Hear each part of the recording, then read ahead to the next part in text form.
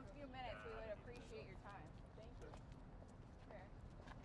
Well, Trump just posted that there's a few great trade deals in the hopper. Can you give us any glimpse at what trade deals might be coming next beyond UK? There are about 24 right now. And the question of what the priority is, I think, is up to the president. And I think that Howard Lutnick and Jameson Greer have suggested that they might be moving towards getting a good deal in Asia. And there are a number of candidates for that. And that way we're kind of getting trade deals all around the world, and I think they like the look of that. But the president in the end will decide, and he's got lots to choose from to what the next deal is. But again, the interesting thing is that they're kind of bespoke deals, and so they really are going into the things that are the big concerns for the individual countries. And so each deal is quite a bit different, and so that's why they're coming one at a time.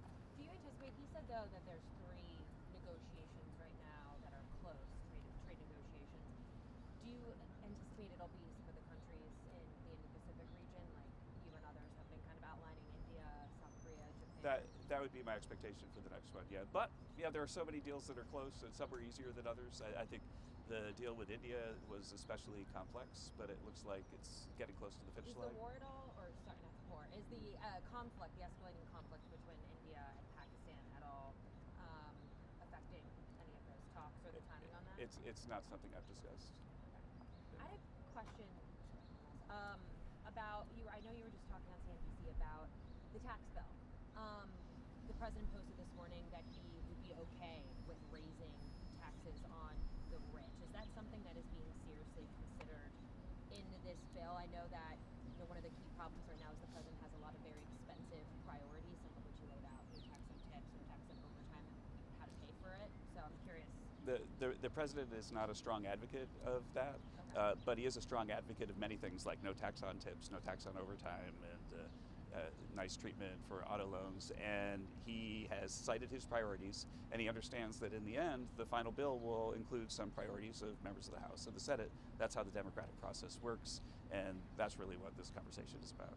But how do you expect to pay for many of the president's priorities that you laid out? Well, the budget rules in the House and the Senate are very clearly identified that include spending cuts and so on, and they don't include dynamic scores. And so in the fullness of time, with the spending cuts that we're achieving and the dynamic score of the tax bill, we're highly confident that we're going to reduce the deficit and make bond markets celebrate. And we're already seeing that with lower interest rates right now. And you think you'll be able to get all of those priorities in the bill? I think that the president's top priorities have been communicated, and I have not seen anyone suggest that they're not going to be in the bill. On China tomorrow, Trump said today 80% would be okay. It will come out tomorrow what happens as a negotiation. So you don't anticipate any drop in tariffs before those talks? I think that everything will happen while the talks are happening. Wow. Okay. Not So before. tomorrow. Yeah. Okay. Thank you, guys. I don't want to get too wet. Yeah. Oh, did I do that to I you? know, right? When I walked out, can I ask you One quickly last question. about? Yeah. Okay, I'm sorry if I missed this and they already Okay. asked it, but about Trump's post this morning about reducing China's tariffs almost by half, going 145%. Scott Bessent and Jameson Greer are going into the negotiations with an open mind, working closely with their colleagues, and there won't be news about what happens to tariffs or other things until after the talks are finished. Do you think that he's going far enough with this 80%, or do you think he should lower it even more? All that will be worked out during the negotiations in Geneva. So. Okay. Okay. Thanks. Thank you so much, Kevin.